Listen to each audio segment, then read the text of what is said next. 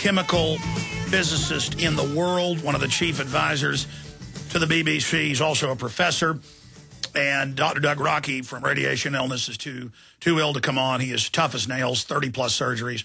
Many of his team have died just cleaning up DU, which is, again, gets inside the body. But Dr. Long's segment coming up, this one's short.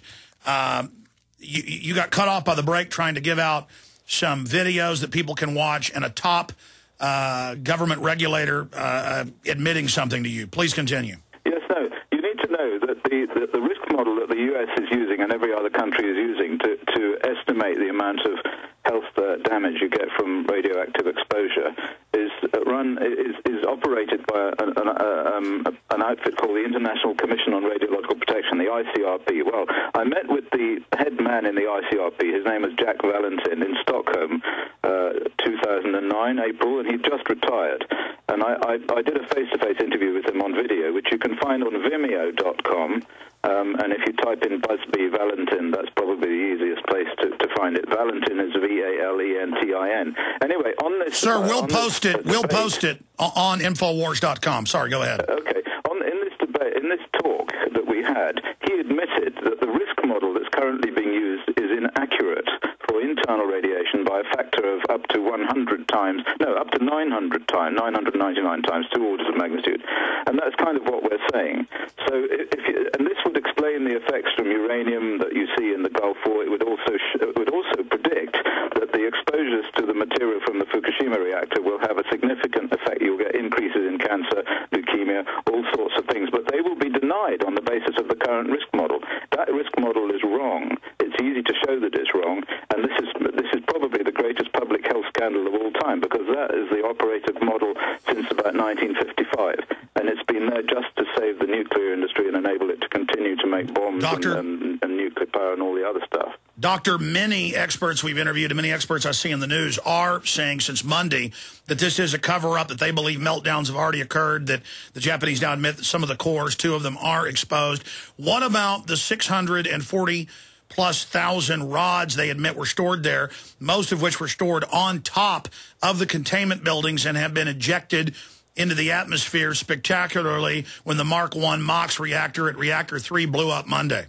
Yes, absolutely. I agree with all of those things. In fact, I said this quite early on the British radio and television. I knew about the MOX, and incidentally, what a curious and stupid place to put your spent fuel on top of the reactor. I mean, it's almost asking for trouble to put it right on top of the nuclear reactor. Actually, the amount of radioactive fuel outside these reactors is greater than the amount that's inside the reactors.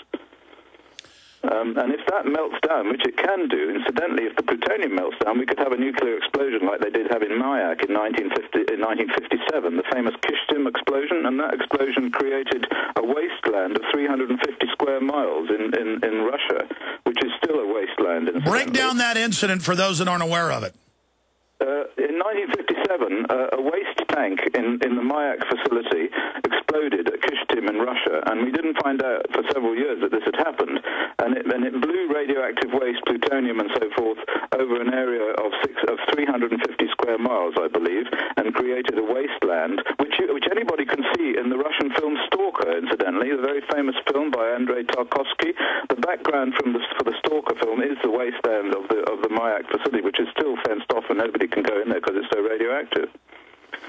Unbelievable. And continuing, we're about to go to break, but what would you do if you were on the West Coast? Most of the models, New York Times, U.S. Department of Energy, NOAA that you mentioned, say that the main plume's going to hit Los Angeles and then turn north along the mountain range.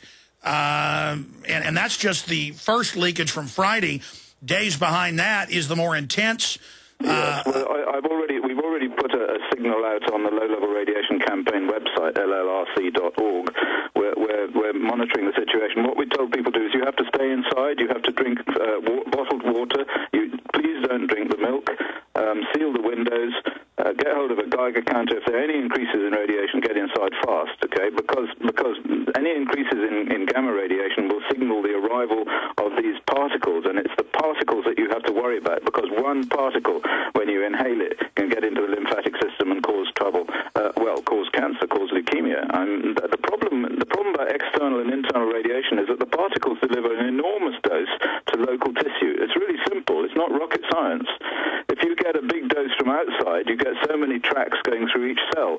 But if you inhale one single particle, you can get a lot more tracks just through the little tissue volume close to that particle. And that is the problem. That's the mistake that's been made by the ICRP, and which this guy Valentin now concedes to be a problem. And in fact, there was a British government committee set up just to consider this. It was set up by the British Minister for the Environment, Michael Meacher. All right, Doctor. Stay there. Long segment coming up. We'll be right back with you, sir, to continue along that line. We're on the march. The Empire's on the run. Alex Jones and the GCN Radio Network. Hundreds of nations have fallen to tyranny in the last century alone. This is our last chance to not relive history. As we're finishing off this agenda, they'll be pulling the rug from underneath Americans at home. We have tremendous influence on our president and Congress, and they really are calling the shots. I think it's incumbent upon all of us as American citizens to pay attention. Fall of the Republic identifies the enemies of our nation, the criminal offshore cartel, hell-bent on destroying sovereignty, and on its ashes constructing world government. Tim Geithner, Bernanke, they're arsonists. They're asking for more matches. And the Congress is saying, who do we make the check out to? Today seems like nobody does care. And right now in Washington, D.C., we have seen a fall of the Republic. Get your copy of Fall of the Republic on DVD at Infowars.com or watch it online right now in super high quality at prisonplanet.tv. Alex has told you that the Mideast uprisings over food prices and shortages caused by fuel costs are spreading worldwide. We're seeing the impact right here in the United States. Ethanol that was supposed to reduce petroleum use and fuel prices hit a 30-month high in February, and pump prices are expected to reach $5 a gallon. Because of shipping costs, food is being priced out of the reach of millions of Americans with an expected 35% jump in the next 60 days. Move quickly while you can still afford it, and eFoods Direct will pay your shipping costs for you. For the best tasting, long-term storable food, you pay nothing for shipping and can put every dollar into food at today's prices. eFoods Direct, food so delicious you can serve it tonight or save it for the future. Take advantage of free shipping by calling 800-409-5633. On the web, efoodsdirect.com/Alex, 800-409-5633, or efoodsdirect.com/Alex.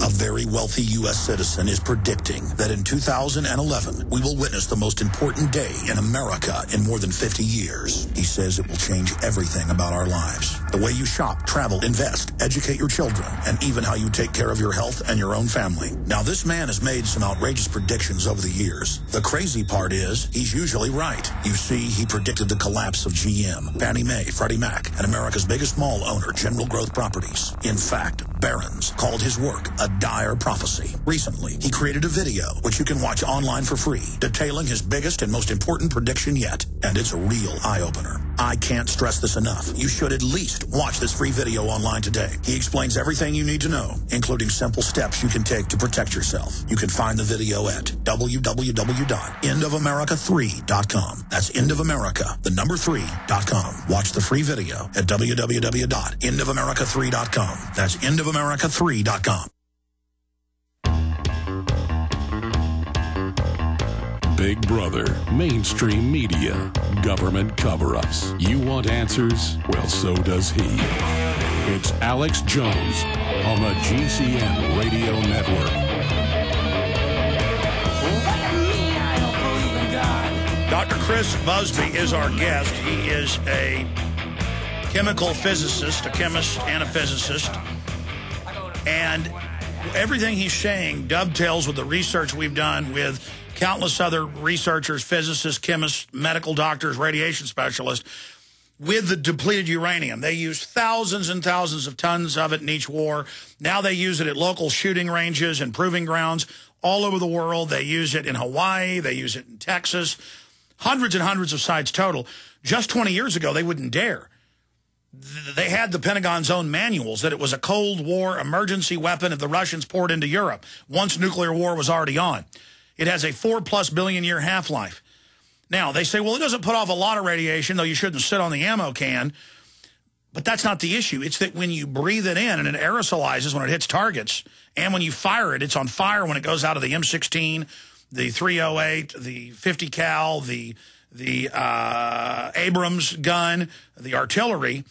When you breathe it, it goes in and gets in your lungs and your lymphatic system and causes cancer. And this is admitted. The British Medical Journal, 12 to 15 times deformities in Fallujah alone. 4-time increase in our troops of congenital birth defects, cancers caused directly by it. They know, but they use it, which shows a brazen, psychopathic attitude. Now, we're talking about stuff much worse than DU now. We're talking about tritium. We're talking about uranium, plutonium. We're talking about all the things that all this waste spewing into the air touches, now becoming radioactive in a chain reaction and blowing towards the West Coast. And Doctor, they've gone from denying that it would reach the Aleutian Islands today and then the West Coast tomorrow. And when that first low-level radiation hits from just the leak on Friday, they're going to spin and say, no big deal. But then follow... Right. That's what they're going to say, because they're going to say that the radiation doses that you measure on using Geiger counters are only some fractionally higher levels than natural background radiation. Now, and that is the basis of the lie, and it is a lie that has resulted in the greatest public health scandal of human history, which began with the nuclear weapons testing in the atmosphere and produced the cancer epidemic, which began in the 1980s. And everybody has seen that cancer epidemic, and that is a consequence of the earlier exposure to the weapons fallout.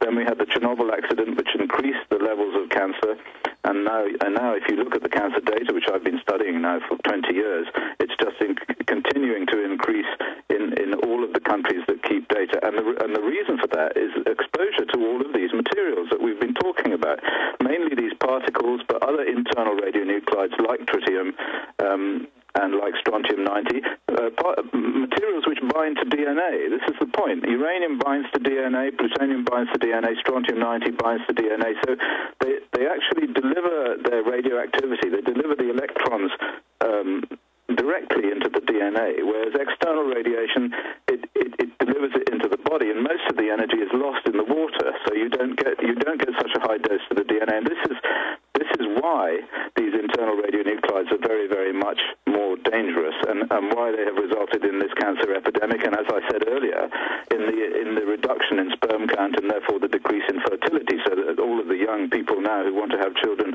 are running off and having IVF treatment and all sorts of peculiar treatments, and now I even heard about a situation where they can produce a child with 3 parents. So you have one cell, and you want DNA from the father and DNA from the mother, and a cell from somebody else again. So they destroy, just like the GMO companies destroy the capacity of indigenous populations to grow their own natural food and then sell them Terminator seeds that they have to buy each year. Now, as the human genetic system's destroyed, then we have to go get artificial treatments to continue to reproduce, giving the scientific dictatorship control over reproduction and over the future of the species. I wanted to expand on something here with you, Doctor, along the lines of the radiation situation. What do the people in the establishment think? I mean, you say that some think it's population reduction, which a lot of top globalists have stated they want. But on the other hand, they're being affected by it as well. Is it just I mean, here's an example. During the early 1960s, dozens of high-powered hydrogen bombs were detonated in the upper atmosphere and in the Van Allen radiation